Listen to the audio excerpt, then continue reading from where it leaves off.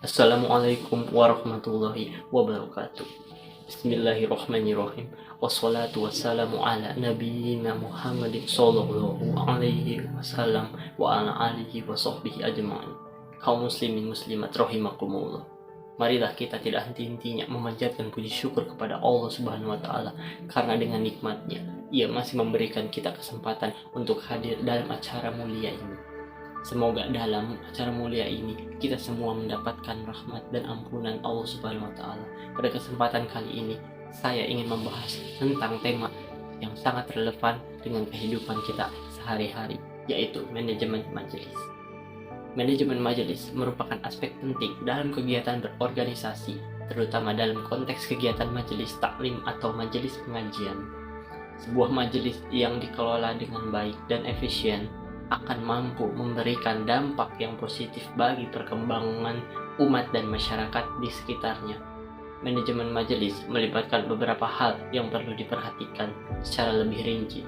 Pertama, visi, misi, dan tujuan. Setiap majelis harus memiliki visi yang merupakan gambaran masa depan yang diinginkan, misi sebagai tugas dan peran utama yang ingin dicapai, dan tujuan sebagai target spesifik yang ingin dikejar. Visi, misi, dan tujuan yang jelas akan menjadi pedoman bagi semua anggota majelis dalam menjalankan kegiatan dengan fokus yang sama.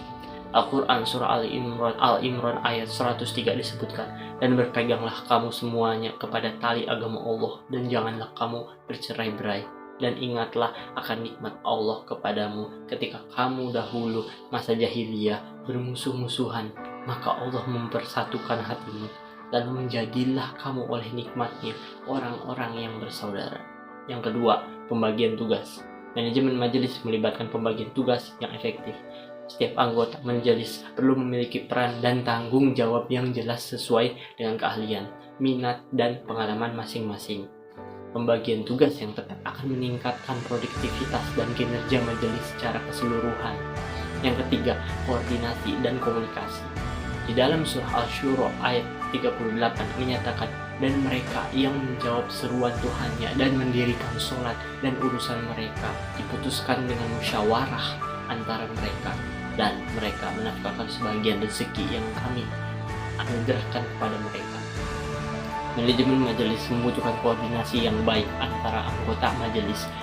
Penting untuk memiliki saluran komunikasi yang terbuka dan efektif agar semua anggota majelis dapat berbagi informasi, mendiskusikan ide-ide, dan memecahkan masalah yang mungkin timbul.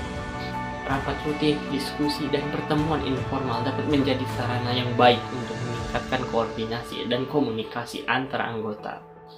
Keempat, pengelolaan sumber daya.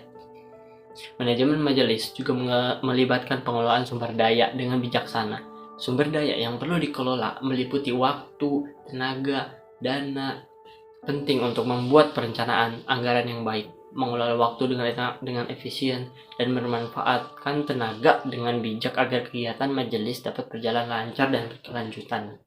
Kelima, evaluasi dan pembelajaran. Dalam Al-Quran Surah Al-Hujurat ayat 6 menyatakan, hai orang-orang yang beriman, jika datang kepadamu orang fasik membawa suatu berita, maka periksalah dengan teliti, agar kamu tidak menimpakan suatu musibah kepada suatu kaum tanpa mengetahui keadaannya, yang menyebabkan kamu menyesal atas perbuatanmu itu.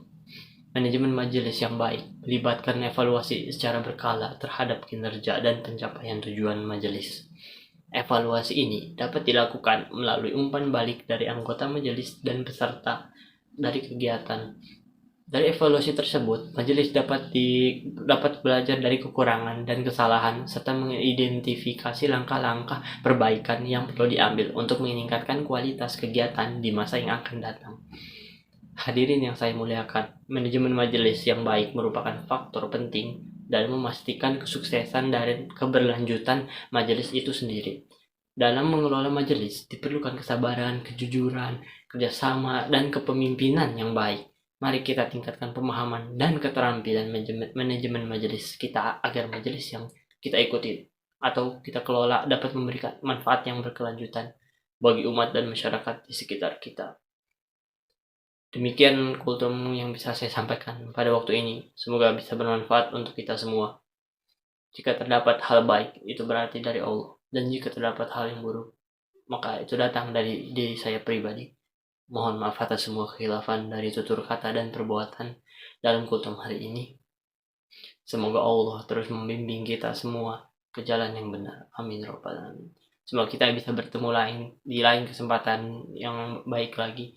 Aku qouli hadza wa astaghfirullah wa lakum fastaghfiruhu innahu huwal ghafurur rahim. Wassalamualaikum warahmatullahi wabarakatuh.